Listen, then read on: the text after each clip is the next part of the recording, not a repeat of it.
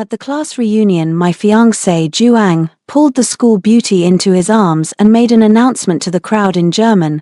My wedding with Lin she is cancelled next month. The woman I'm marrying is Coco here beside me. Thinking I couldn't understand a word, he looked at me with a smug grin, waiting for me to burst into tears and beg him for a translation. The rest of our classmates filtered me through looks of pure pity. I simply smiled, picked up the microphone next to me and addressed him and his junior in German. Happy wedding, may you have a long and harmonious life together. Then I switched to French, Russian, Spanish. I went through a total of 8 languages, delivering blessings in every single one. I laughed as I watched their faces turn pale in an instant. The hotel ballroom was a scene of opulence, clinking glasses and a buzzing crowd. It was our 5-year graduation reunion. My name is Xunyan and I was sitting quietly in a corner. The gown I was wearing had been handpicked for me by Jiyu Cheng a month ago. He told me he wanted me to be the most dazzling woman in the room.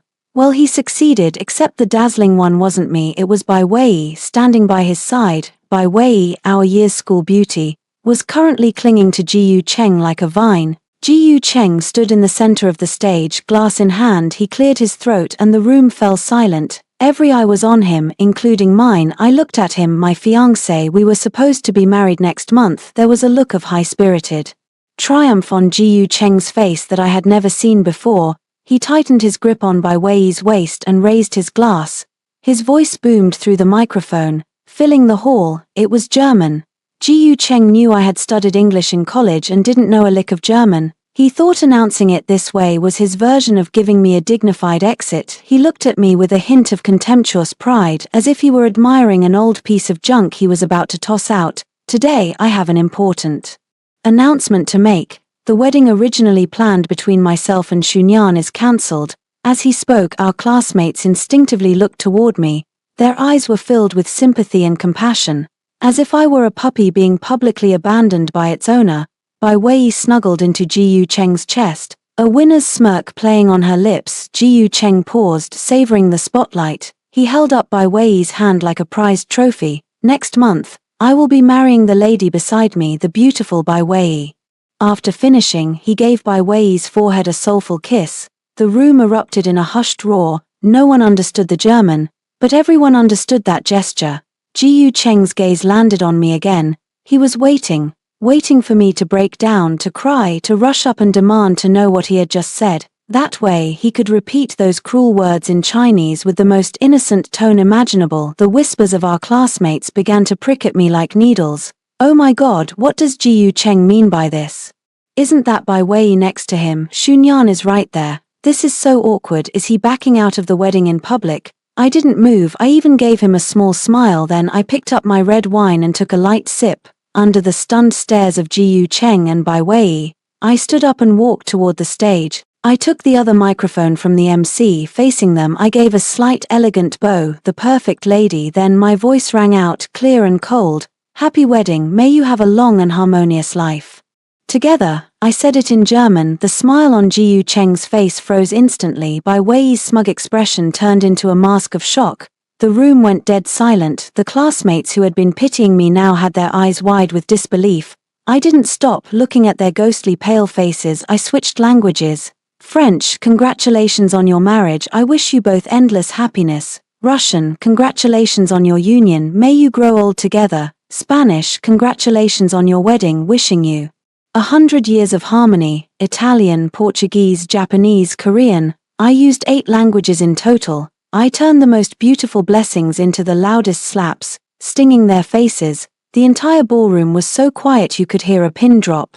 Everyone was stunned. Jiyu Cheng's lips trembled, but he couldn't squeeze out a single word. He never could have imagined that the Xunyan who was always so gentle and obedient, the woman who gave up on grad school because he said an English major was useless, actually spoke so many languages. Finally, I switched back to Chinese. My gaze swept over Jiyu Cheng, over Bai Wei, and over every shocked face in the audience. Jiyu Cheng, I said softly, this humiliation you tried to gift me, I'm returning it to sender. From today on we're even. With that, I set the microphone on the table and turned around. The click of my heels against the polished marble floor was sharp and rhythmic, sounding like a victory drum. I didn't look back, not even once, stepping out of the hotel doors.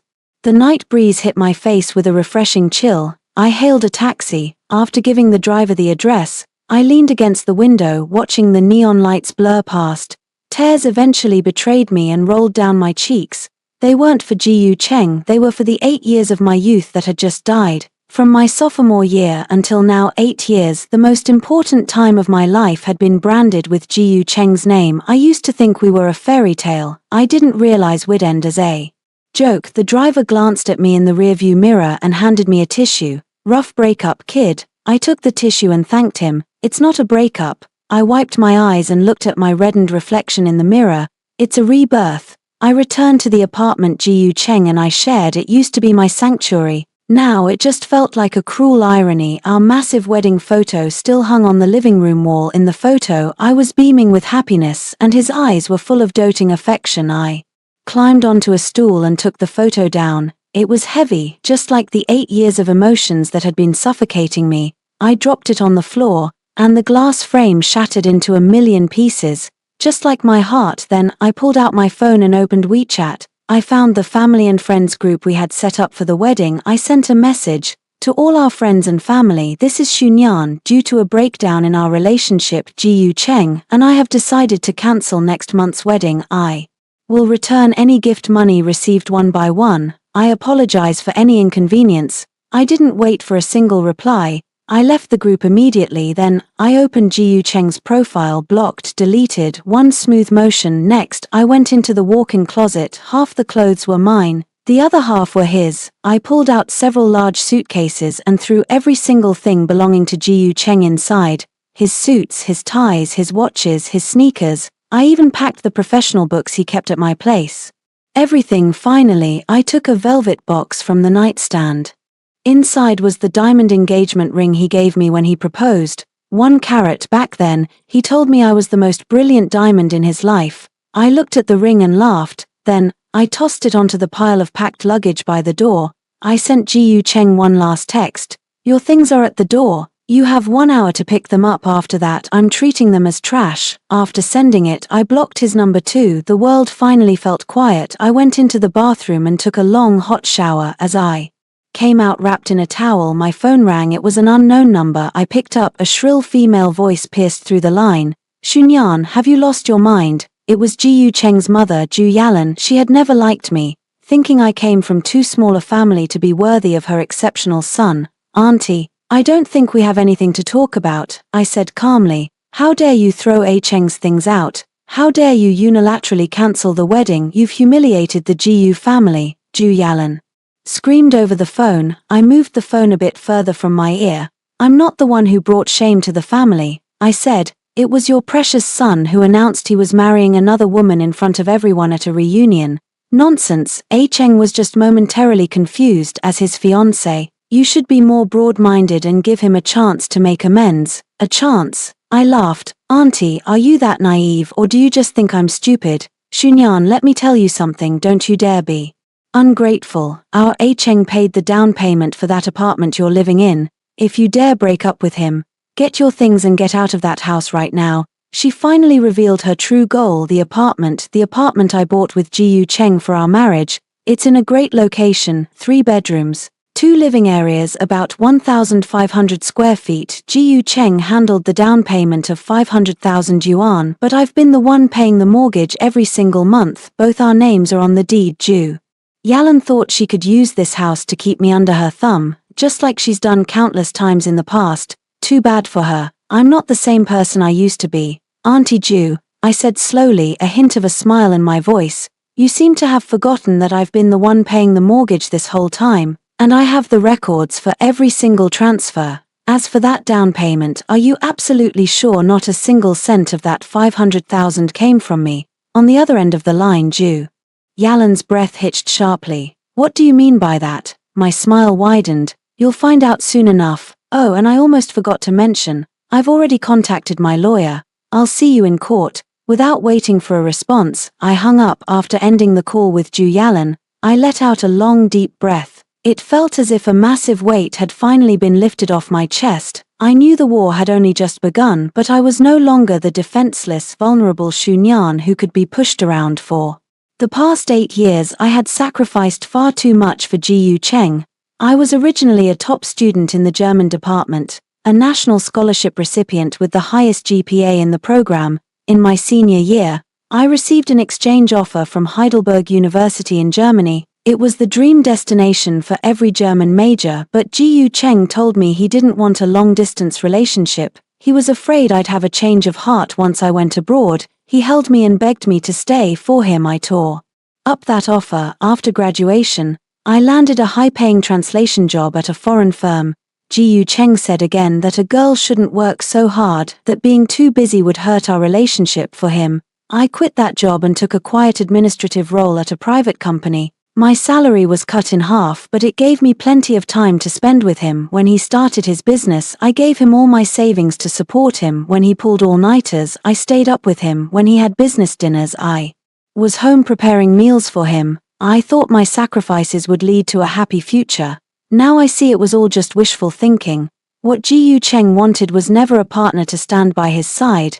He wanted a submissive, obedient pet he could control, but he forgot one thing. Even a rabbit will bite when cornered. I walked into the study and turned on the computer. I wasn't lying. I really did have every bank statement for the mortgage payments, and I wasn't bluffing Ju Yalan either. When we bought the house, that 500,000 yuan down payment looked like it came solely from Ji Cheng, but 200,000 of it was actually my own savings from my first 2 years of work, which I had quietly transferred to him at the time. He said a man should provide the house, and he didn't want my family thinking he was incompetent, so he asked me to keep it quiet. I believed him. Looking back, he was already carving out an exit strategy for himself even then. Fortunately, I kept the transfer receipt. I organized all the evidence into categories and created an encrypted package. Then I made a call. "Hello, is this Attorney Lee?" A steady, professional female voice answered. "Hello, Ms. Shu." Attorney Lee was a senior of mine from university and is now the most famous divorce lawyer in the city. Back then, she was a legend at our law school. I gave her a concise summary of what had just happened. The line went silent for a moment. "Shunyan, you did the right thing," Attorney Lee said with a note of approval. "Do you have all the evidence?"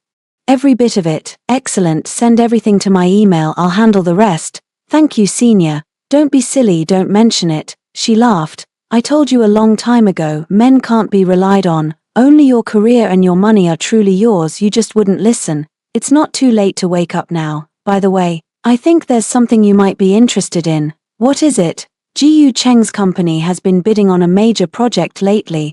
The partner is a German company called Retaliated. The project is worth 100 million. If he lands this, his company will skyrocket. He's been preparing for this for an entire year." Hearing the words German company, my heart skipped a beat. "Senior, what are you suggesting?" The CEO of Rheintek, Mr. Hans Schmidt, is a very rigorous and conservative German man. Attorney Lee's voice carried a hint of amusement. "What he values most is the character and sense of family responsibility of his business partners. Tell me if he knew that Ji Cheng was a man who publicly abandoned his fiancée just a month before their wedding. What do you think he would do?" My breath hitched. I understood exactly what she meant. Ji Cheng wanted to use the house to force me into submission. Fine, I'll cut the ground out from under him. I'll take away the thing he cares about most, his career, his future, and everything he's so proud of. "Senior, I know what to do now." My voice was calmer than ever before. "Give me Mr. Schmidt's contact information." I hung up the phone. A cold smile played on my lips. "Ji Cheng, by way, for the grand humiliation you gave me, it's time I returned the favor. The real show has only just begun." 04 I walked out of the glitzy hotel. The bitter night wind stung my cheeks. I wrapped my thin dress tighter around myself and hailed a taxi. I gave the address of the place I once thought would be my home for life. The window rolled up, sealing out the noise of the world. I leaned against the cold glass, watching the neon lights blur past. It felt like a bizarre dream. Finally, the tears I had been holding back began to fall, not for that jerk Juang, but for my youth. 10 whole years of it, now gone. From my sophomore year until now, 10 years, the best years of my life were tied to him. I thought we were a match made in heaven. As it turns out, I was just a solo act in a play I directed myself. The driver glanced at me in the rearview mirror and silently handed me a pack of tissues. "Rough night with the boyfriend, kid." I took the tissues and whispered a thank you. It wasn't a fight. I wiped my tears and looked at my red-rimmed eyes in the mirror, but my gaze was clear as day. It's a new beginning. I arrived at the apartment I shared with Juang, pushing open the door. Our matching couple's slippers were still sitting in the entryway.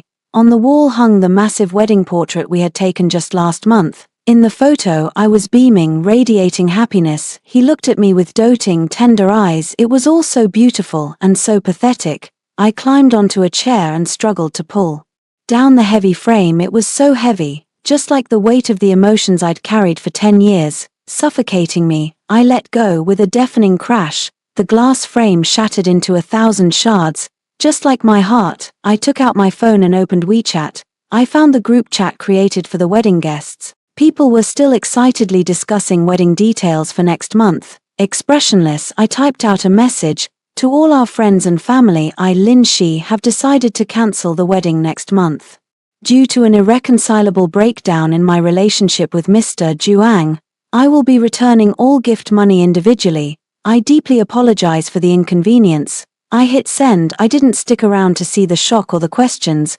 I left the group immediately. Next, I tapped on Juang's profile. The one I had kept pinned at the top for countless days and nights. Blocked, deleted, one smooth motion. After that, I walked into the walk-in closet. Half was my clothes, the other half was his. I pulled out the largest suitcases I could find. I threw in every single thing that belonged to him, not a single item left behind. His expensive custom suits, his favorite brand name ties, his limited edition watch collection, and his entire wall of sneakers, even a few of his finance textbooks. I packed it all until the bags were bursting. Finally, I reached into the back of the nightstand drawer and pulled out a velvet jewelry box. Inside was the engagement ring Juang gave me when he proposed, a 2-carat pigeon egg diamond. At the time, he told me I was the most unique, brilliant diamond in his life. I looked at the ring and laughed. I laughed until the tears came back. I piled it on top of the suitcases by the front door. I sent Juang one last text. All your stuff is outside the door. You have 1 hour to come get it. Anything left after that will be treated as trash and thrown into the dumpster downstairs. Message sent. I moved his number to the blacklist. Suddenly, the whole world felt quiet. I went into the bathroom, turned on the shower, and let the warm water wash over me. I wanted it to wash away every trace he had left on me over the last decade. As I walked out wrapped in a towel, drying my hair, my phone suddenly rang. It was an unknown number. I swiped to answer. Immediately a shrill, angry female voice pierced through. Lin Shi, have you lost your mind? It was Juang's mother, Meng Lan. She had always looked down on me, thinking my background was too ordinary for her prodigal son. Auntie, I don't think we have anything left to say to each other, I said, my voice as calm as a still pond. How dare you throw Ang's things out?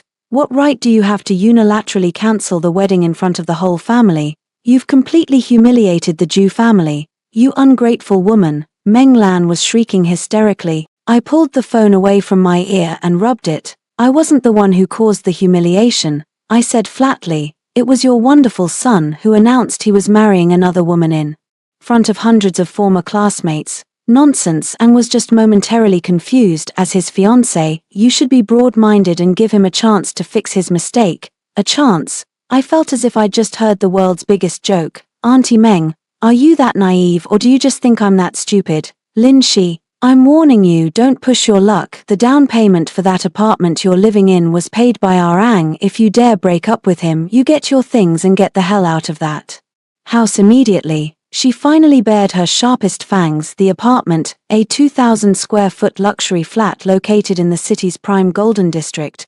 When we bought it, Juang provided the 1 million yuan down payment, but I've been the one paying the 20,000 yuan monthly mortgage. Both our names are on the deed. Meng Lan thought she could use this property to keep me under her thumb, just as she had done countless times before. Too bad for her. The woman standing here today is not the same woman from the past. Auntie Meng, I said slowly, a cold, mocking smile in my voice. You seem to have forgotten one thing. For the past 2 years, every single mortgage payment for this apartment has been drawn from my account. I have the complete bank statements to prove it. As for that 1 million yuan down payment, are you absolutely sure not a single cent of that came from me? On the other end of the line, Meng Lan's breath hitched sharply. What do you mean by that? My smile deepened. I'm sure your precious son will explain it to you soon enough. Oh, and I almost forgot to tell you, just now I contacted my lawyer. I'll see you in court. Without waiting for a reaction, I hung up decisively. After ending the call with Meng Lan, I let out a long, heavy breath. It felt as if a massive boulder that had been crushing my heart for 10 years had finally been shoved aside. I knew this war was only just beginning, but I was no longer the defenseless Lin Shi who could only sit back and take the hits over the last 10 years. I had sacrificed far too much for Juang and that ridiculous notion of love. I was originally the star student of the German department at the Foreign Languages Institute, a perennial winner of the National Special Scholarship with a GPA that stood firmly at the top of the entire department. In my senior year, I received full scholarship exchange offers from both the University of Munich and Heidelberg University. Those are the dream cathedrals for every German major, but when Juang found out, he held me and cried the whole night. He said he was terrified of a long-distance relationship, afraid that once my horizons expanded abroad, I wouldn't want him anymore. With bloodshot eyes, he begged me to stay, saying he couldn't live without me for the sake of his so-called security. I personally tore up those two offers that could have changed the trajectory of my life. After graduation, relying on my exceptional linguistic skills, I easily landed a position as the chief translator for a top-tier German firm with a 7-figure salary.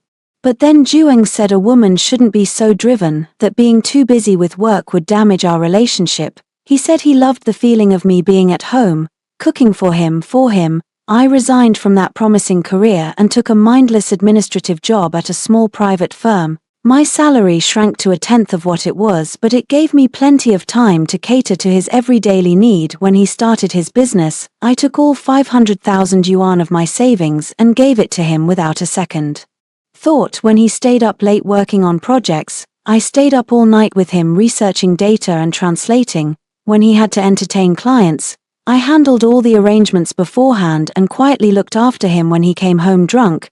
I thought my total devotion would earn me a future of mutual devotion. Now I see it was all just a self-deluded joke. What Juang wanted was never a soulmate to stand beside him in battle. He wanted a submissive, obedient, pretty pet to satisfy his chauvinistic need for control. But he forgot one thing. Even a rabbit will bite when cornered. Besides, I was never a rabbit. I walked into the study and opened my laptop. I hadn't lied to Meng Lan. I truly had every single bank record for the mortgage payments clear as day, and I certainly wasn't bluffing her either. On the surface, it looked like Juang provided the entire €1,000,000 down payment, but 500,000 of that was actually the savings I had accumulated before I resigned. I gave him the bank card and told him to use it for the payment. At the time, he said it was only natural for a man to buy the house. He didn't want my family to think he was incompetent or relying on a woman, so he begged me not to say a word. I was actually stupid enough to believe him. Looking back, even then, he was meticulously paving his own escape route. Fortunately, I had the foresight to keep the transaction vouchers and all the transfer records for that card. I sorted all the evidence into categories, packaged them, and encrypted the file. Then I dialed a number I knew by heart. "Hello, Sister Chen, it's me, Lin Shi." A steady, capable, and magnetic female voice answered. "Xiao Shi, you finally decided to call me." Sister Chen Jing, was my senior from university. She is now the city's most prestigious gold medal lawyer, specializing in marriage and property disputes. Back in the day, she was an undefeated legend at our law school. I gave her a concise summary of everything that happened at the reunion and my conversation with Meng Lan. The line went silent for a moment. "Lin Shi, you did well. You're much calmer and more decisive than I imagined," Chen Jing said, a hint of hard-earned approval in her voice. "Do you still have all the evidence?" "Every single bit." "Excellent. Send everything to my encrypted email immediately. I'll handle the rest." "Sister Chen, thank you. Don't be silly, don't mention it." Chen Jing laughed softly. "I told you a long time ago that men, especially extremely conceited men like Juang, are unreliable. Only your career and the money in your hand are a woman's true foundation. You just wouldn't listen. It's not too late to wake up now. By the way, there's something I think you might be very interested in." "What is it?" "Juang's company is currently going all out to bid on a massive, critical project. The partner is a long-standing German manufacturing giant called Rhine Power. The project is worth 300 million yuan. If they land it, Juang's company will become an industry leader overnight. He's bet his entire net worth on this project and has been preparing for it for a full year. Hearing the words German company, my heart skipped a beat. Sister Chen, what are you saying? The CEO of Rhine Power, Mr. Klaus Becker, is a very rigorous old-school German gentleman. Chen Jing's voice carried a sharp, playful edge. The thing he values most in life is the character and sense of family responsibility of his business partners. Tell me if he knew that Zhuang was a man who, just 1 month before his wedding and in front of hundreds of people, abandoned his fiancée of 10 years in the most humiliating way possible. How do you think he would react? My breathing quickened instantly. I understood exactly what Chen Jing meant. Zhuang and his family wanted to use the house and public opinion to force me into submission and leave me with nothing. Fine, I'll cut the ground out from under him. I'll directly sever the things he cares about most, his career, his future, and that brilliant life he's so proud of. Sister Chen, I know what to do. My voice was calmer than ever, with a faint, predatory trace of excitement. Send me all of Mr. Becker's contact info and all the data on this project. I hung up, a bone-chilling smile curled on my lips. Zhuang Cuckoo, this grand humiliation you two teamed up to give me, it's my turn to return the favor. The real show has only just begun. After hanging up with Chen Jing, there wasn't a trace of sadness left in my heart. Only cold calculation and a burning will to fight. Zhuang probably never dreamed of this. The German major he once looked down upon, the one he scoffed at and forced me to give up, was about to become the sharpest blade in my hand, a blade sharp enough to cut through all his pride and ambition. Soon, Chen Jing's email arrived. It contained detailed information about Rhine Power CEO Klaus Becker and the specifics of the bidding project. I didn't act immediately. Instead, I spent 3 solid hours meticulously studying the material 3 times over. Know yourself and know your enemy, and you will never be defeated. I wasn't just going to get revenge, I was going to win beautifully, in a way that left him no room to argue. The data showed that Mr. Becker was a typical old-school German aristocrat, rigorous, formal, detail-oriented, and possessed of a near-obsessive demand for family ethics. He once fired a highly capable subordinate without hesitation simply because the man had an affair. To him, a man who cannot be responsible for his family is a man who cannot be responsible for a massive project. And the core technology for the project Zhuang was bidding on was Rhine Power's specialty. The key to the partnership lay in the cultural integration and seamless communication between the Chinese and German sides. Zhuang's company's biggest weakness was exactly that. They lacked a truly top-tier German-speaking talent who understood both German culture and commercial negotiation. After reviewing all the data, I had a complete plan. I opened a blank document and began drafting an email. The recipient, Mr. Klaus Becker. I didn't write this email in Chinese nor in English. I used the most rigorous, elegant business German. In the opening of the email, I didn't mention a single word about my personal grudge against Zhuang. I introduced myself as a senior Sino-German cross-cultural business consultant and expressed my highest professional regards to him and Rhine Power. Then, from a professional perspective, I provided a deep analysis of several key cultural barriers and communication bottlenecks that could exist in this specific partnership. Every point I made was backed by professional precedent, striking right at the heart of the project's vital interests. These were insights that weren't in the files Chen Jing sent me, things only someone with my years of professional depth could see through. It was only in the latter half of the email that I changed my tone. I incidentally mentioned that I had recently learned through public channels that there seemed to be some troubling flaws in the personal character of the founder of their potential Chinese partner. I wrote, as a professional who deeply loves German culture and is committed to Sino-German business exchange, I know the importance of reputation and character to an enterprise, especially when facing a distinguished partner such as yourself, Mr. Becker. A public betrayal witnessed by hundreds of alumni is not only a massive injury to his fiancée personally, but a heartless trampling of his own commercial credibility. If a man can so easily trample over a 10-year relationship, how can we trust him to respect a commercial contract that spans several years? I didn't name names, but every word was like a precision surgical knife, peeling back Zhuang's polished exterior. At the end of the email, I attached my curriculum vitae. On that resume, the 2 offers from the University of Munich and Heidelberg University, the ones I had once abandoned, were placed in the most prominent positions. I Also included a link. The link opened to a short video from today's reunion. Even though they couldn't understand the German, the video perfectly captured the whole scene. Juang with his arm around Cuckoo announcing their news, and me blessing them in 8 different languages. It had been recorded and posted to social media by an anonymous classmate who thought the drama was too good not to share. Now it had become my most powerful piece of evidence. Once everything was ready, I double-checked the phrasing and grammar of the email to ensure it was flawless. Then I took a deep breath. I hit send.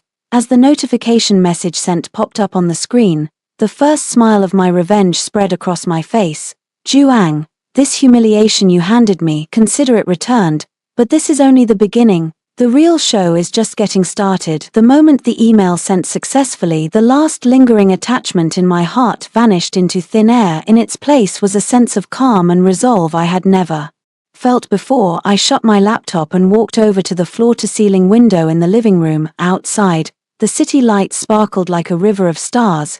It felt like the first time I was truly seeing them. For the past 10 years, my entire world had revolved around Juang.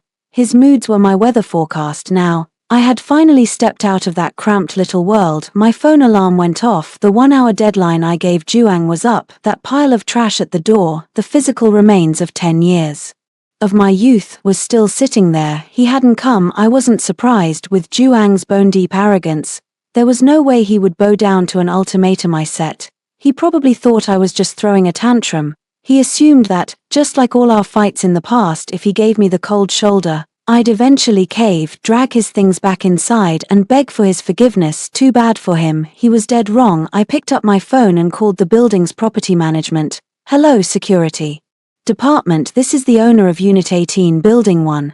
Could you send 2 cleaning staff up? There's some abandoned bulk trash outside my door that needs clearing out. Yes, throw it all away. Thank you for your help. As I hung up, I could almost picture the look on Juang's face when he found out his limited edition sneakers and expensive suits had been hauled off to the dump. Just then the doorbell rang. It was sharp, aggressive, and filled with obvious rage. I looked through the peephole. It was Juang. He wasn't alone. Standing beside him was Cuckoo, the campus belle who had looked so pitiful at the banquet. Right now, Cuckoo was clinging to Juang's arm, a smug, provocative look on her face. She acted as if she were already the mistress of this house. I sneered and swung the door open. I didn't invite them in. I simply leaned against the doorframe. Mr. Ju, you're late, I said flatly, my voice devoid of emotion. I've already notified property management to deal with your trash. Juang's face turned livid, the fire in his eyes nearly boiling over. Lin Shi, haven't you had enough? He growled, his voice dripping with impatience. Get my things back inside. Stop making a scene in public. His tone was the same as always, commanding and condescending. He acted as if everything I was doing was just a pathetic ploy to get his attention. Your things, I chuckled softly, my gaze flickering over to Cuckoo. Oh, you mean the stuff at the door? That's trash now. And Mr. Ju, you seem to be mistaken about something. This is my home. Please stop shouting in front of my doorstep. As for making a scene, my gaze settled on Cuckoo's pale face. I don't think anyone understands the meaning of that better than the two of you. Cuckoo flinched, instinctively ducking behind Juang. Juang's temper hit the breaking point. Lin Shi, don't be ungrateful. Do you really think I won't? Do you really think that if you say one more word, I won't call the police for trespassing and harassment? I cut him off, my eyes cold as ice. Juang, I am not joking with you. Take your woman, take your junk and get the hell out of my life.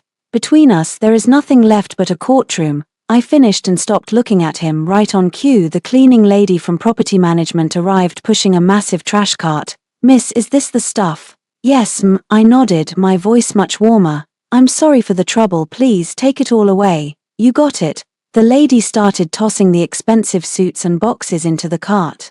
One by one, Juang's eyes turned bloodshot. Stop, don't touch my stuff. He tried to rush forward to stop her. I just watched him coldly.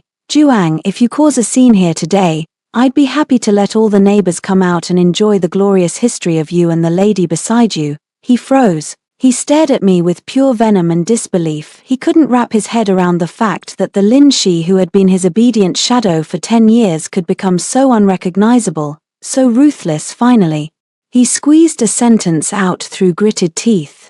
Lin Shi, you're going to regret this. Regret? I laughed, a genuine heartfelt laugh.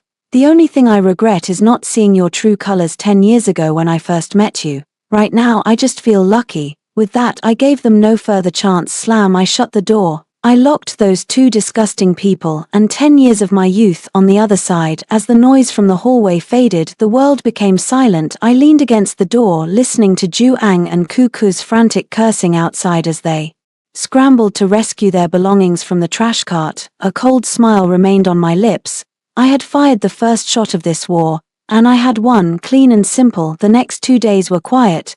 Juang didn't harass me again. Menglan didn't call to scream at me. They were likely stunned by my resolve, or, more likely, they were huddled together plotting some even more malicious scheme to deal with the ungrateful woman. I didn't care. During those 2 days I didn't allow myself to drown in past emotions. I set a strict schedule: exercise, reading, and picking up the professional textbooks I had neglected for so long. I even started replanning my career, my savings before I quit, plus the portion of the apartment funds Juang was legally required to cough up, would be enough for me to live comfortably for a long time. But I knew I couldn't stop. I had to become stronger, strong enough to control my own destiny so that no one could ever shake me again. On the third morning I returned from my morning run and reflexively opened my email. An unread message was sitting in my inbox.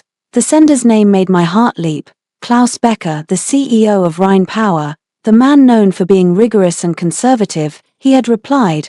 My palms grew damp as I clicked on the email. It was written in impeccable, standard German, formal and polite. Dear Ms. Lin Shi, thank you very much for your letter and for your profound insights into the partnership prospects between Rhine Power and the Chinese market, the potential barriers in Sino-German cross-cultural business cooperation you mentioned were precise and insightful. Our entire project team found them deeply inspiring.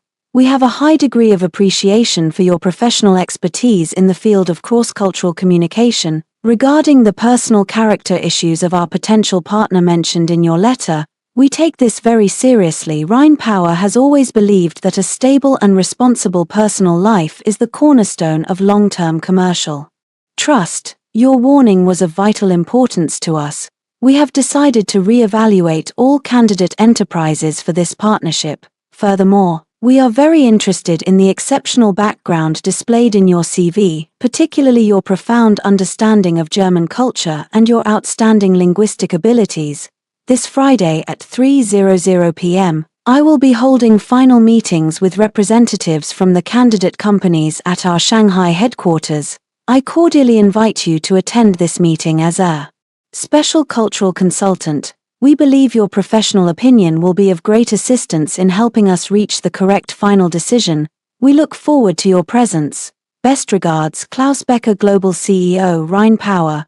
I read that short email 3 times over. Every word felt like a bullet hitting my heart, but instead of pain it brought a surge of adrenaline and triumph. I had succeeded. Mr. Becker hadn't just believed me and halted the review of Juang's company, he had extended an invitation. Special Cultural Consultant. The title was tailor-made for me. It meant I would appear in person right in front of Juang, at the final review for the project he wanted most in the world, in a position of power he never could have imagined. I would personally be the one to hand down his death sentence. Is there a revenge more perfect than that? I could already see Juang's face twisting in shock when he saw me in that conference room. I took a deep breath to settle my nerves and immediately called Chen Jing. Sister Chen, he replied. My voice trembled slightly with excitement. I thought he might. Chen Jing laughed on the other end, her voice full of certainty. That old German gentleman is a sucker for professionalism like yours. I told her the contents of the email. The line went quiet for a few seconds. Xiaoxi, this is better than we imagined. Chen Jing's voice turned serious. This isn't just about revenge anymore. This is an opportunity, a chance for you to return to the top, Becker. Inviting you as a consultant is the highest recognition of your professional worth. You must seize this, give it 200%. Don't just think about crushing Juang, that's too low level. You want him to see exactly what kind of brilliant diamond he threw away. You want everyone to see that without him, you'll only live more radiantly and more spectacularly. Let him spend the rest of his life living in regret, looking up at you. Chen Jing's words were like a bolt of lightning clearing the fog In my mind, she was right. I wasn't just there for revenge, I was there to take back everything that belonged to me, my career, my dignity, my life. Sister Chen, I understand. My voice became calm and steady again. Friday's meeting will be the stage for my rebirth. I hung up and walked to the closet. Looking at the soft, quiet clothes I had bought just to please Juang, my eyes turned razor-sharp. It was time to get myself a new suit of armor while preparing for Friday's Hongmen banquet. I didn't forget the other front, the war over the apartment. Juang and Meng Lan probably thought that if they just kept denying everything, I'd be helpless. They thought if they dragged it out, I'd be stuck with that heavy mortgage forever. They underestimated me, and they certainly underestimated Chen Jing. On Wednesday morning, a formal lawyer's letter from Chen Jing's firm was sent via secure courier to Juang's company and his parents' home. The letter was concise, clear, and filled with the indisputable authority of the law. First, it demanded an immediate division of our jointly owned property. The letter included every mortgage payment record from the date of purchase to the present. It showed, in black and white, that the payments came from my personal account over 2 years. I had single-handedly paid 480,000 yuan in principal and interest. Second, it demanded that Juang repay the 500,000 yuan down payment I had provided. Attached was a copy of my bank card transaction voucher. On that voucher, the 1 million yuan down payment was clearly split into two 500,000 yuan transactions. One came from Juang's account. The other transaction came precisely from the account of the card I had handed him. The timestamps, the amounts, and the recipient, the entire chain of evidence was complete and indisputable. Third, based on the aforementioned facts, we proposed two potential resolutions. Option A, Juang pays me the full 480,000 yuan in mortgage payments I personally covered, plus my original 500,000 yuan down payment totaling 980,000 yuan. Additionally, based on the current market appreciation of the property, he must provide an extra 1 million yuan in compensation. In exchange, I voluntarily waive my ownership rights and walk away. Option B. Should Juang's side be unable or unwilling to pay the aforementioned sums, we will immediately file a lawsuit with the court to apply for a forced auction of the property. The proceeds from the auction will be split strictly according to each party's financial contribution. Furthermore, Juang will be held liable for all litigation costs, attorney fees,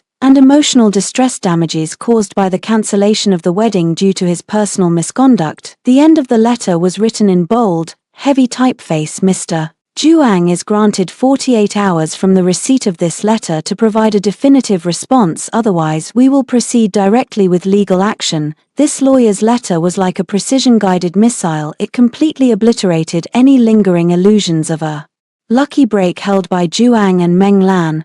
I could almost picture how ghastly Juang's face looked when he received that letter in his office, right in front of all his subordinates. I could also imagine the panic and fury Meng Lan felt when she saw that black and white legal document in her home. Sure enough, less than 2 hours after the letter was sent, my phone rang. It was an unknown number. I picked up but remained silent. On the other end, Juang's voice was suppressed with a towering rage. Lin Shi, what the hell are you trying to do? His voice was trembling. I couldn't tell if it was from anger or fear. You're looking at exactly what I'm doing, I responded flatly. A 500,000 down payment. Lin Shi, don't you dare slander me. That money was clearly mine. He was still making a desperate final stand. Juang, are you talking to me or are you talking to my lawyer?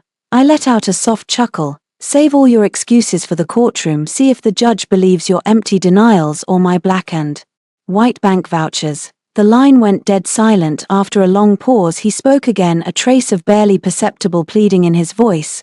Lin Shi, we have 10 years of history together. Do you really have to be this cold-blooded? He was playing the emotional card. How pathetic. Just days ago, he had used the most cruel method possible to trample those 10 years of history into the dirt in front of hundreds of people. Now he wanted to use that discarded relationship to beg for mercy. Juang, my voice was cold as ice. The moment you publicly announced you were marrying another woman, all sentiment between us died. Everything I'm doing today is simply taking back what belongs to me. It's you're the one who betrayed me first. You forced my hand. His voice became hysterical again. I forced you, I countered. Did I force you to keep another woman on the side? Did I force you to humiliate me at the reunion? If you hadn't become so aggressive, so disobedient, why would I have gone to Cuckoo? He actually had the audacity to flip the script.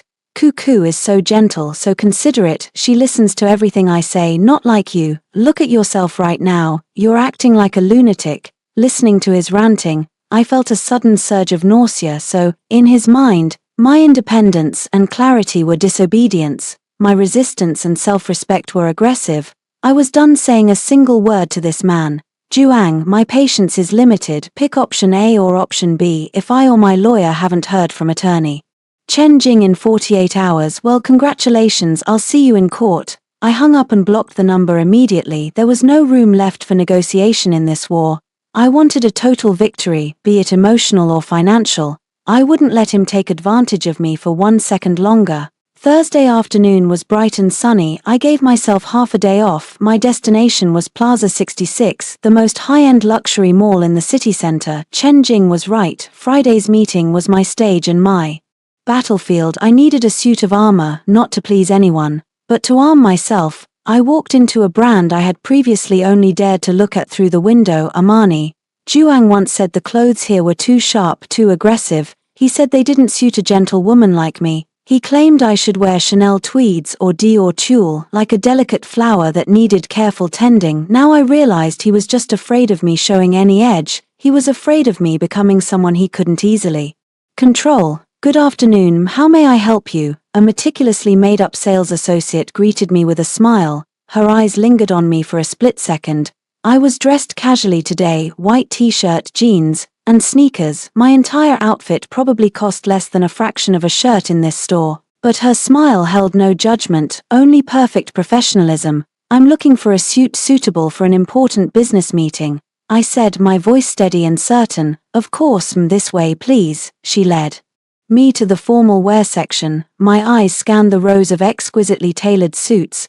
Black was too heavy, gray was too conservative, white was too high profile. Finally, my gaze locked onto a deep sapphire blue suit. The color had an incredible depth to it. Under the lights it had a low profile, luxurious sheen like silk. The tailoring was classic Italian, a sharp single-button design that nipped in perfectly at the waist. It accentuated a woman's silhouette without being overly provocative. The trousers were a subtle flare, perfect for elongating the legs. It was professional, capable, and radiating a quiet sense of power. This was it. I'd like to try this one, I said, pointing to the sapphire suit. Excellent choice, you have a keen eye. She took the suit down and led me to the fitting room. When I changed and stepped out in front of the massive full-length mirror, I almost didn't recognize the woman looking back. The girl in the t-shirt and jeans was gone. In her place was an elite urban professional with an overwhelming presence and sharp eyes.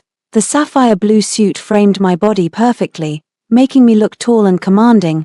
I pulled my hair back into a sleek bun, exposing my forehead and long neck. The woman in the mirror had cold eyes and the ghost of a smile on her lips. She was a stranger, yet she felt more real than ever. This was the true me. This was the Lin Shi who was meant to be before I gave everything up. A Lin Shi who could shine in her own professional field. You look stunning. The associate's praise was genuine. This suit looks like it was made for you. It perfectly complements your aura. I nodded at the mirror, satisfied. I'll take it. I also need a silk blouse and a pair of heels to match. Certainly, one moment. Soon. She returned with a champagne-colored silk blouse and black stilettos. I put them on, standing before the mirror again. My presence leveled up once more. The stability of the sapphire, the softness of the champagne, and the sharpness of the black blended perfectly. It had the rigor of a professional and the elegance of a woman.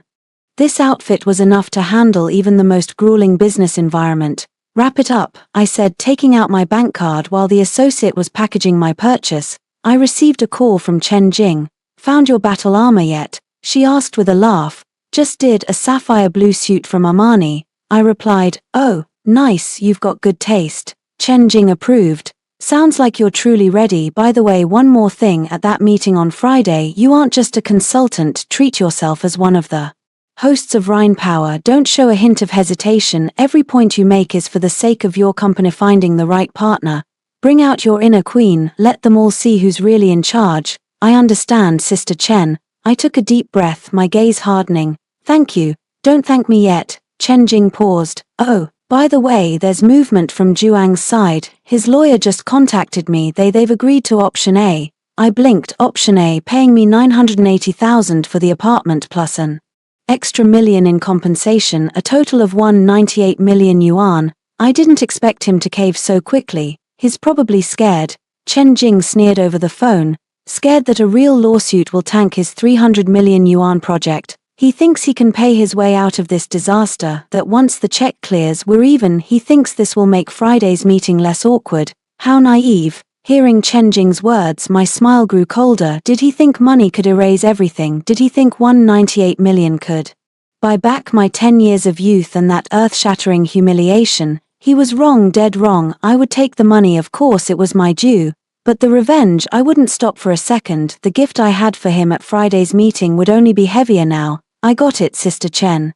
I hung up and took the beautifully packaged shopping bags from the associate. They were heavy, but my heart felt lighter than ever. I carried my battle armor out of Plaza 66. The sunlight outside was almost blindingly bright. I raised my hand to shield my eyes. Through the gaps between my fingers, I looked out at the bustling city. Lin Shi am back. Friday 2:00 p.m. The Shanghai World Financial Center, Lujiazhu, home to the China headquarters of Rhine Power. I stepped out of the taxi and looked up at the skyscraper piercing the clouds. The glass curtain wall reflected the cold sunlight like an unsheathed blade. Today this was my Colosseum. I was clad in my sapphire blue battle armor, standing tall in 4-inch black stilettos. My hair was swept back into a flawless bun, and my face was set in a look of refined icy composure.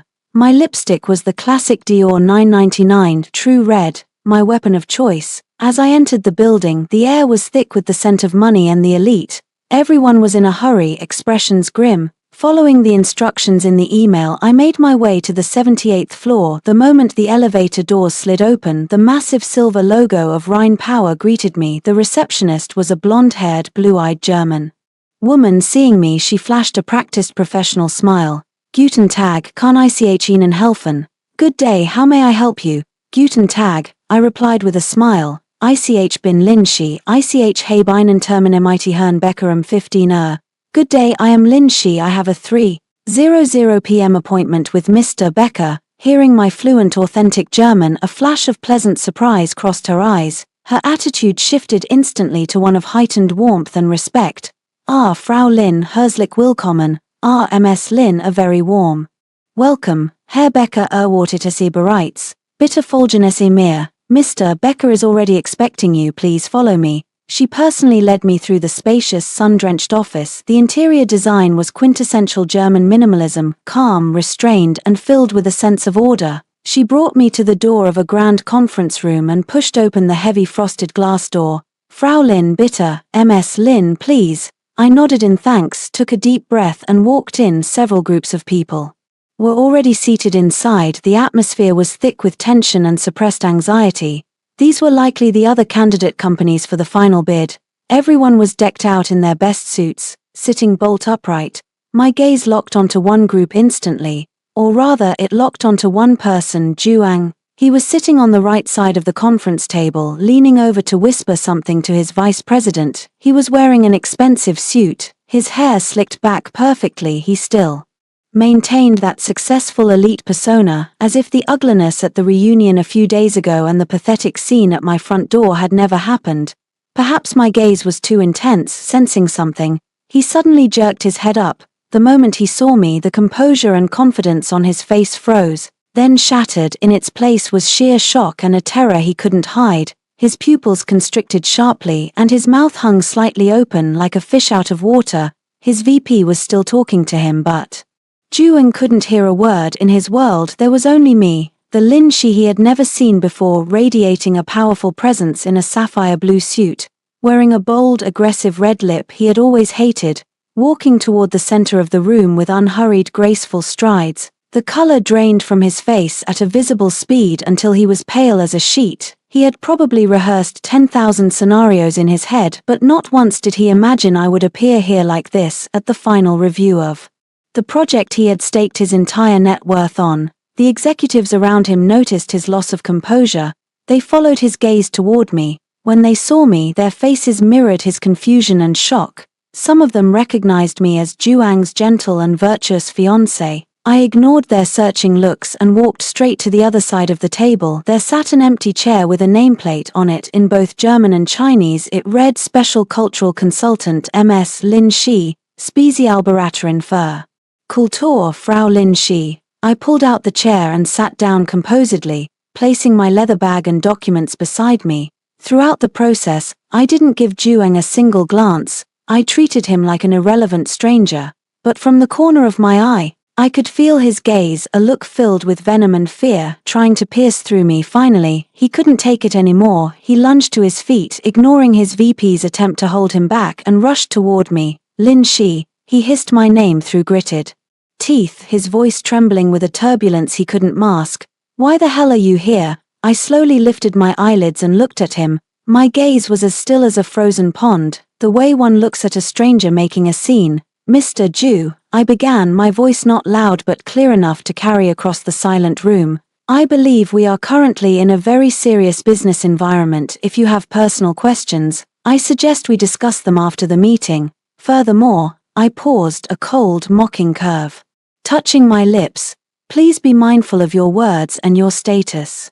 I am the special consultant invited by Rhine Power, and you, I let the words hang for a beat. You are merely a candidate waiting to be reviewed. My words were like a razor-sharp blade, plunging straight into his bloated ego. His face turned a deep bruised purple, his lips quivered, but he couldn't find a single word to say. The executives behind him wore equally spectacular expressions, shocked, embarrassed, and completely lost. Just then the door opened again. A tall man with impeccably groomed silver hair walked in, flanked by a small entourage. He looked to be in his 60s, with eyes as sharp as a hawk's and an aura of authority that came from a lifetime of being in charge. Klaus Becker. His appearance caused the room to fall into an even deeper hush. Everyone stood up. Mr. Becker's eyes scanned the room, finally coming to rest on me. On his famously stern face, a warm smile actually appeared. He walked straight toward me. Ah, Frau Lin. He extended his hand. Ich freue mich sehr, dass Sie kommen. Conten. Ah, Ms. Lin, I am very pleased you could make it. I stood up and shook his hand with easy confidence. Herr Becker, die Ehre ist ganz auf meiner Seite. Mr. Becker, the honor is all mine. He nodded with satisfaction, then turned to the room and introduced me in fluent English. Gentlemen, let me introduce you. This is Ms. Lin Shi, an outstanding expert in Sino-German cross-cultural communication. Today, she will be our special cultural consultant to help us make the most correct decision. His voice was booming and powerful. When the title Special Cultural Consultant left his lips, I saw Juang's body sway visibly. The last trace of color vanished from his face. He stared at me with pure despair and disbelief. He understood. He finally understood. I wasn't here to crash his party. I was here to deliver his sentence. Becker's introduction was like a thunderclap echoing through the room. All eyes were on me, filled with shock, curiosity, and awe, and of course there was Juang's gaze brimming with a poison that threatened to consume me. I accepted the attention with grace, nodding to Mr. Becker with a smile. Then I sat back down in my designated seat. The meeting officially commenced. The atmosphere was solemn. Juang and his team were scheduled to present second. I could feel him squirming in his seat the entire time. That venomous gaze was like a thorn in my back, never leaving me. I didn't bother to spare him even a glance. I focused on the first company's presentation, occasionally jotting notes. In my ledger, my calm professionalism stood in stark contrast to his frantic disarray. Finally, it was Juang's turn. He took a deep breath, forced himself to appear steady, and walked to the podium. He opened his presentation and began the speech he had spent an entire year preparing, a speech he thought was flawless. I had to admit, from a purely commercial standpoint, his proposal was beautiful, the data was thorough, the logic was sound, and the prospects were enticing for any other project he might have actually succeeded. Unfortunately for him, today he was facing Rhine Power. He was facing the rigorous, literal-minded Germans he could never truly understand, and more importantly, he was facing me. During his speech, I never once looked up. I just listened in silence, my pen flying across the paper. I could feel his voice losing its conviction. He kept glancing my way, searching my face for any sign of emotion, but I disappointed him. My expression remained one of professional, cool indifference. The 15-minute presentation felt like a century to him. When he uttered the final word, I could practically hear his sigh of relief. He stood there looking tensely at Mr. Becker, waiting for the final verdict. Mr. Becker didn't look at him. Instead, he turned his head and looked at me. He asked in a low, resonant voice, speaking in German, Frau Lin, wie lautet Ihre fachliche Einschätzung? Ms. Lin, what is your professional assessment? It was here I knew my moment had arrived. Once again, every eye in the room gravitated toward me. Juang stared at me with an intensity that bordered on desperation, fine beads of cold sweat breaking out on his forehead. He didn't understand a word of German. He had no idea what Mr. Becker had asked, but he had a premonition. Every word I was about to utter would decide his fate. I set down my pen, lifted my head, and met Mr. Becker's sharp gaze in the same flawless, sophisticated German. I began to speak. My voice wasn't loud, but it was clear and chilling like ice crystals falling on a jade plate. Herr Becker, vielen Dank für diese Gelegenheit. Mr. Becker, thank you for this opportunity. Meine Einschätzung nach weist dieser Vorschlagswar ein beeindruckendes Geschäftsmodell auf. Ignoriert jedoch grundlegend kulturell Unterschied, die für den Erfolg unserer Zusammenarbeit entscheidend sind. In my assessment, while this proposal presents an impressive business model, it ignores fundamental cultural differences that are critical to the success of our partnership. As soon as I said this, a look of genuine interest sparked in the eyes of Mr. Becker and his team of German executives. Although Juang couldn't understand the words, he saw the shift in their expressions, and his heart sank into the abyss. I continued without a pause. Erstens, die Communication Strategy. First, the communication strategy. Der Fokus auf effizient, schnell Entscheidungsfindungen spricht zur dem chinesischen Geschäftsstil vernachlässigt aber völlig das deutsche Bedürfnis nach Konsens und detaillierter Planung, das sogenannte Konsensprinzip. The emphasis on efficient, rapid decision-making aligns with Chinese business styles, but completely neglects the German need for consensus and detailed planning, the so-called consensus principle. Dieser aggressive Ansatz wird von den deutschen Partnern als Druck und Respektlosigkeit empfunden werden, was die Vertrauensbasis von Anfang an zerstören wird. This aggressive approach would be perceived by German partners as pressure and a lack of respect, destroying the foundation of trust necessary for a long-term relationship from the very start. With every sentence I spoke, Mr. Becker gave a slow, deliberate nod. Several executives beside him even began whispering in German, their faces showing clear agreement. Juang's face was now as white as a sheet. He looked at me with eyes full of pleading, as if begging me to spare him. But why would I stop? Zweitens, das Personal Management. Second, Personnel Management. Der Plan, ein rein chinesisches Management-Team einzusetzen, efficient zu gewährleisten, ist ein fataler Fehler. The plan to dispatch a purely Chinese management team to ensure efficiency is a fatal mistake. Dies ignoriert die Bedeutung der Mitbestimmung in der deutschen Unternehmenskultur. Ein rein chinesisches Führungsteam wird unweigerlich zu massiven internen Konflikten und einem Motivationsverlust führen. This ignores the importance of co-determination in German corporate culture. A purely Chinese leadership team will inevitably lead to massive internal conflicts and a loss of motivation. Drittens und am wichtigsten, das Risikobewusstsein. Third and most crucially, risk awareness. Der Gesamtplan ist von einem extremen Optimismus geprägt, der potenziell Risiken stark unterschätzt, das widerspricht fundamental der deutschen Denkweise, immer zuerst das Worst-Case-Szenario zu betrachten.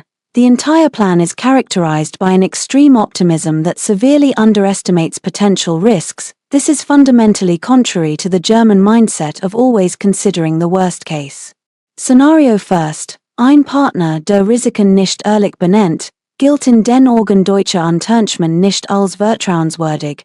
A partner who cannot honestly point out risks is not considered a trustworthy partner in the eyes of German companies. As my voice trailed off, the conference room fell into a deathly silence. The expressions on the faces of Mr. Becker and his team were no longer just ones of agreement, they were now filled with total conviction and admiration. My few minutes of analysis had been like a precision surgical strike. I had dissected Juang's perfect proposal at its cultural core until there was nothing left. Every issue I pointed out hit the Achilles heel of what the Germans valued most. These were blind spots that Juang and his so-called elite team could never reach. No matter how many all-nighters they pulled or how many data models they built, finally I reached the closing of my judgment. I turned my head and for the first time looked directly at Ju-ang, who was swaying unsteadily on the podium. I switched back to Mandarin. My voice was ice-cold and crystal clear. Therefore, Mr. Becker, my final conclusion is this. While Mr. Juang's company possesses decent commercial potential, I paused deliberately, watching his bloodless face as I enunciated every word. Their corporate culture and style of operation present a fundamental, irreconcilable conflict with the values of rigor, integrity, and mutual respect cherished by Rhine Power. I do not recommend them. After speaking, I didn't look at him again. I turned back to Mr. Becker and added politely in German, Das war mein Analyse, vielen Dank. That is my analysis, thank you. Mr. Becker looked at me with undisguised admiration. He stood up and led the room in applause. Hervorragend, Frau Lin, absolut hervorragend. Exemplary, Miss Lin, absolutely exemplary. Ihre Einsichten sind für uns von unschätzbarem Wert. Your insights are a treasure to us. His German executives followed suit, standing up to applaud. On the other side of the table, Juang's team looked like they had seen a ghost.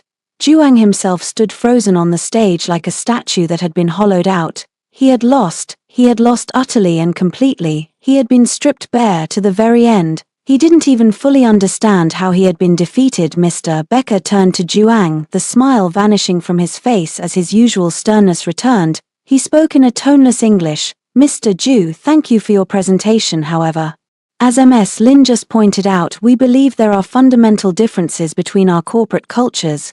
We have decided to terminate our partnership discussions with your company.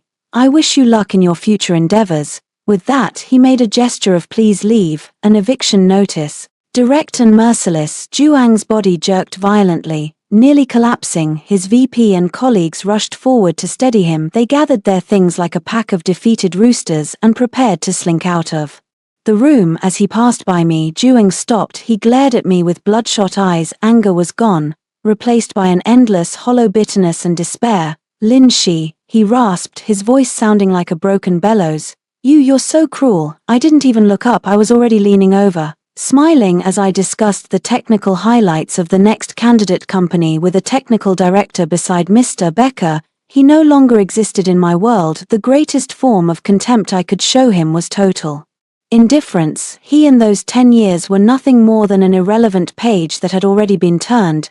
Juang watched the confident, effortless smile on my face. He watched me chatting and laughing with the German executives.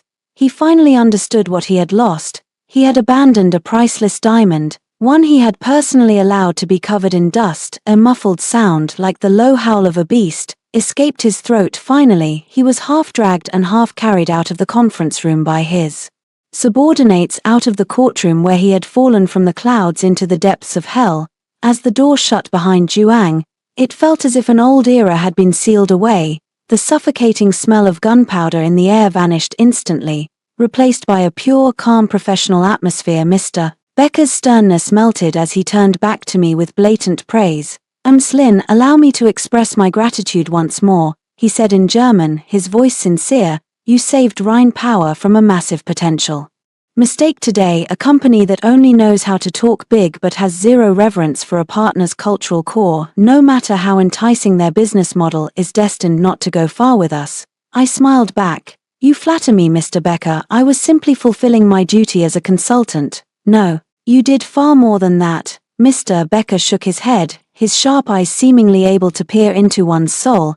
I could sense that your assessment of Mr. Ju was based on more than just professional analysis. His question was direct, but I wasn't surprised. A man who runs such a vast commercial empire wouldn't be fooled by surface-level reports. I didn't avoid his gaze, answering him candidly. Yes, Mr. Becker, Mr. Juang and I were once engaged. I said it as if I were stating a fact about someone else. A few of the German executives showed a hint of surprise. Mr. Becker, however, simply nodded knowingly, as if he had already surmised as much. Just as our partnership talks were entering the final stage, he chose to publicly announce his marriage to another lady in front of hundreds of former classmates. I stated the facts concisely, without adding any emotional accusations. As a businesswoman, I understand cold, rational business decisions, but as someone who knows the German spirit, I also believe that a person's character is the foundation of all their professional conduct. Mr. Becker's gaze deepened. A man who can easily betray a partner of 10 years is not someone I can trust to honor a commercial contract.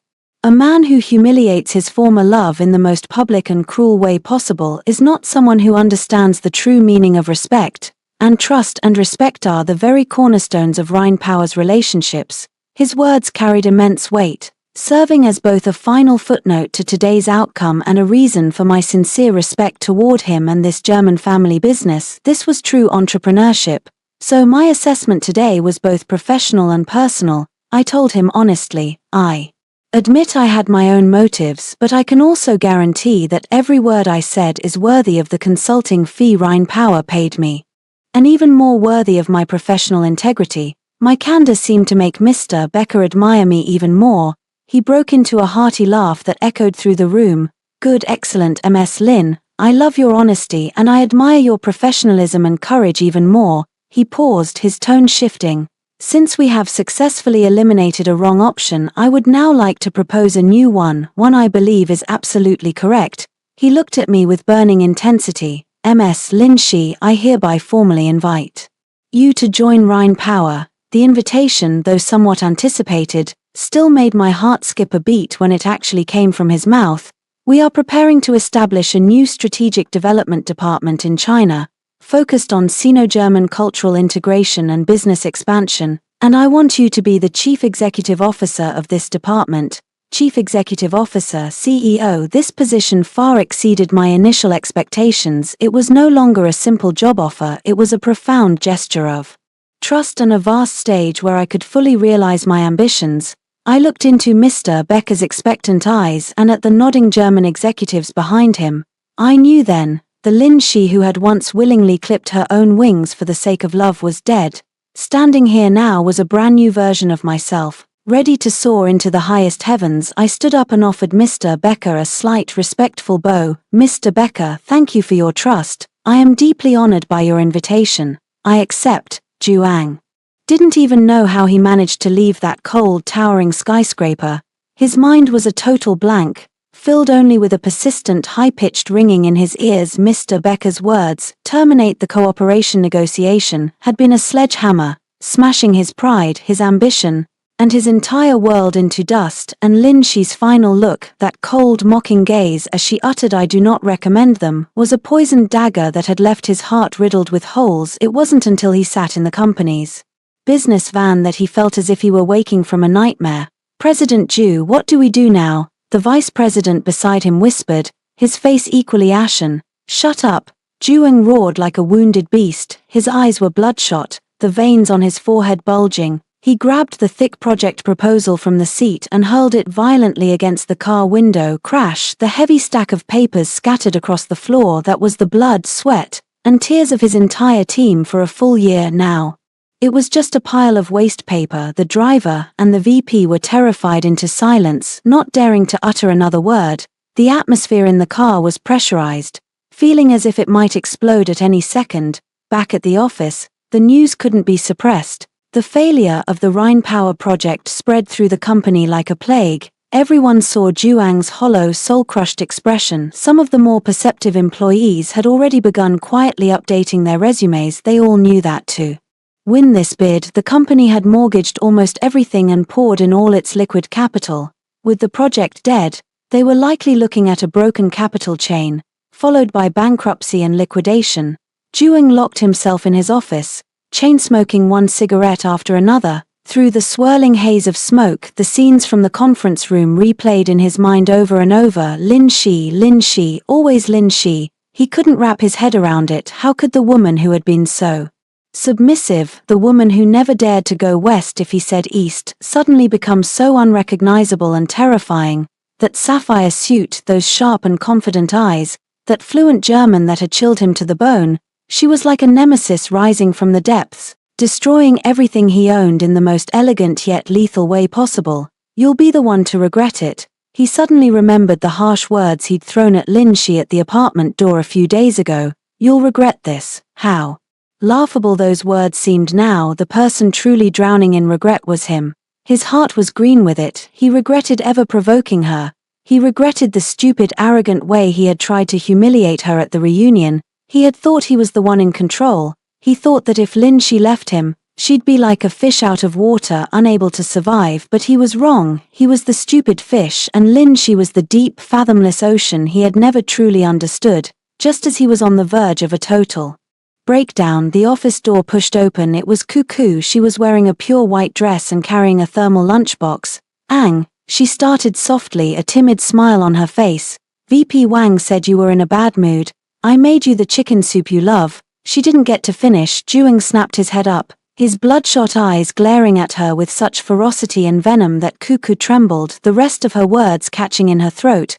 "Get out," Juang hissed through his teeth. Ang," Cuckoo's eyes welled up instantly, tears blurring her vision. "What happened? Was there a problem with the project?" "It's okay, even if it failed, we can start over. I'll always be by your side." Her words only served to light the fuse on his explosive rage. "By my side with what?" Juang lunged to his feet, sweeping every file off his desk with one violent motion. "What do you know other than crying and acting cute? What can you actually do? Do you have any idea how important that project was to me? Do you know how much I sacrificed for it? It's all because of you. If I hadn't done all this for you, I wouldn't have ended up like this with Shi. I wouldn't have lost this project." He piled all his failure and fury onto the woman he had once thought would be his solace. Cuckoo was paralyzed by his monstrous transformation. The thermal box fell from her hands with a loud clatter. Scalding soup splashed everywhere, a messy, pathetic sight. She sobbed, unable to form a sentence. She couldn't understand how the man who had treated her like a precious angel just days ago had suddenly turned into a demon. "Get out, I said get out. I don't want to see your face ever again." Juang screamed hysterically, pointing at the door. Cuckoo ran out in tears. In the office, only the sound of Juang's ragged breathing remained. He slumped back into his chair, burying his hands in his hair and groaning in agony. He knew he was finished. His career, his love, everything was gone. Just then, his personal phone rang. It was his mother, Meng Lan. As soon as he answered, her shrill, panicked voice came through. "Son, something's happened. Come home quick. The people from the court are here. They have a seizure order. They say they're going to put our house up for auction." This news was the final straw. Juang's vision went black, and he lost consciousness completely. His business empire and his life collapsed into ruins on that very same day. Saturday morning, sunlight filtered through the gaps in the blinds, splashing across my new linen sheets. I opened my eyes to the scent of sunshine and fresh grass in the air.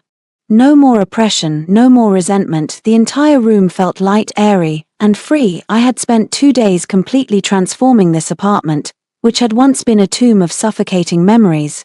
I threw away every trace of Juang and every piece of soft decor I'd bought just to appease his tastes. I repainted the walls in the calm, sophisticated Morandi tones I loved. I hung abstract paintings that spoke to me in the study. The entire wall of books was replaced with my own professional texts and original foreign language editions. This place was finally truly my home, a sanctuary where I could lower my guard and simply breathe. After getting ready, I made a simple breakfast, a fried egg toast, and a cup of fresh ground black coffee. I sat at the table, scrolling through my phone as I ate. An email from Chen Jing's law firm sat in my inbox. Subject: confirmation of payment from Mr. Juang. I opened it. Attached was a screenshot of a bank transfer voucher. It clearly showed that a total of 198 million yuan had been deposited into my designated account yesterday before 5:00 p.m. Below the figures was a small note: property division and compensation. Looking at those numbers, there was no great surge of emotion in my heart, no thrill of revenge, no excitement at the sudden wealth, only the calm of a final resolution. This money was my due. It was the delayed justice for 10 years of my youth and a brutal betrayal. It symbolized the final severing of all ties between myself and Juang. From now on, we would walk our separate paths. We were officially nothing to each other. Another update came from Chen Jing via WeChat. She told me that Juang's company was facing a massive crisis of confidence following the failure of the Rhine project. Several major investors had pulled out, and the company's stock price had hit the floor overnight. The banks were calling in their loans. According to reliable sources, Juang had begun selling off his personal assets to fill the company's gaping financial Whole, the only property in his name, the one his parents were currently living in, had been posted for mandatory court auction, and Juang himself, he had reportedly suffered an acute myocardial infarction from the shock and was currently hospitalized. I read the news and simply finished the last sip of my coffee. I didn't feel any pity for him. This was a disaster of his own making. You reap what you sow. As adults, we must all pay the price for the choices we make. That afternoon, I met Chen Jing at a high-end restaurant on the Bund to celebrate our shared victory. Congratulations, Xiao Shi, Chen Jing said, raising her champagne glass with a brilliant, bold smile. Not only did you get your money back, but you landed a career with a limitless future. More importantly, you won yourself back. To our glowing new lives, to new beginnings. I laughed, clinking my glass against hers and finishing the golden liquid in one go. By the way, Chen Jing set her glass down and gave me a mischievous look. I heard that handsome old German gentleman is quite taken with your talent. He said once you officially start, he's going to personally take you to the German headquarters for a month-long inspection. TSK, that's a massive honor. You better make the most of it. Sister Chen, stop teasing me. I laughed helplessly. I'm not teasing. Chen Jing's expression turned serious. Xiao Shi, you are wonderful. You deserve the best the world has to offer. The last 10 years, treat it like food given to a dog. For the rest of your days, you live for yourself. Love who you want to love, do what you want to do, and be whoever you want to be. Don't ever let anyone become a shackle on your life again. Chen Jing's words were like a warm stream flowing through my heart. She was right. Live for yourself. It was a sentence that seemed so simple, yet it had taken me 10 years to truly understand what it meant. After saying goodbye to Chen Jing, I didn't go home immediately. Instead, I walked alone along the riverbank of the Bund. The river breeze tossed my hair and blew away the last lingering shadow in my heart. I looked at the glittering lights of Lujiazhu across the water, at the World Financial Center where I was about to begin my new battle. There was no more confusion or fear in my heart, only an endless sense of anticipation and longing.